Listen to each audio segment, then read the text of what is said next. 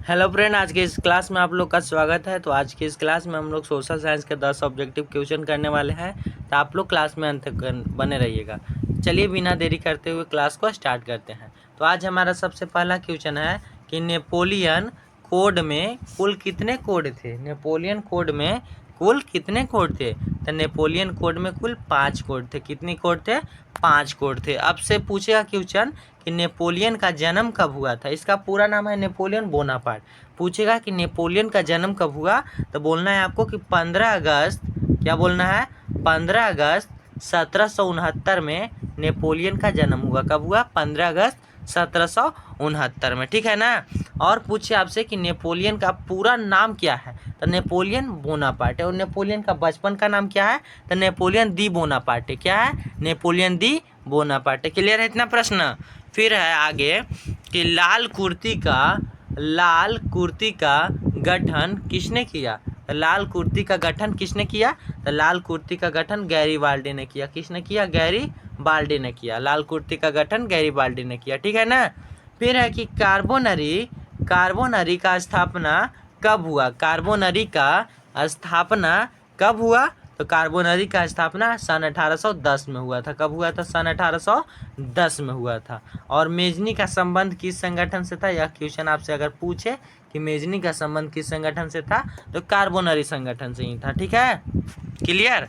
फिर आगे है कि गैरीबाल्डी पेशे से क्या था। पेशे यानी काम से क्या था? तो गैरीबाल्डी पेशे से नाविक था। क्या था? गैरीबाल्डी पेशे से नाविक था। क्लियर है।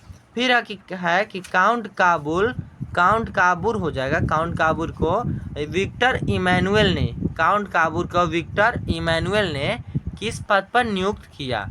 काउंट काबूर को विक्टर इमैनुअल ने किस पद पर नियुक्त किया? तो प्रधानमंत्री के पद पर नियुक्त किया। किस के पद पे? प्रधानमंत्री के पद पर नियुक्त किया, ठीक है ना।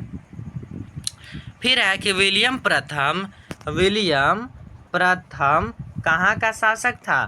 तो विलियम प्रथम प्रसा का शासक था। कहाँ का शासक था? प्रसा का शासक था विलियम प्रथम, ठीक है ना।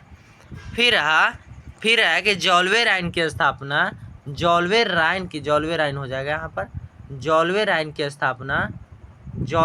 की स्थापना किस राज्य में ने की? जॉल्वे राइन की स्थापना किस राज्य ने की?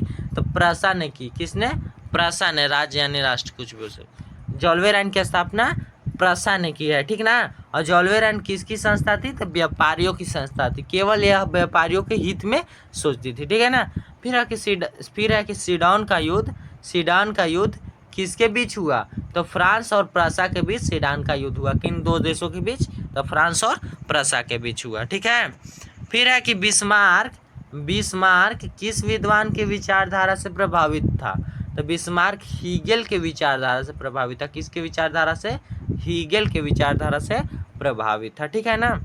फिर है कि इटली एवं जर्मनी के एकीकरण के विरुद्ध कौन था?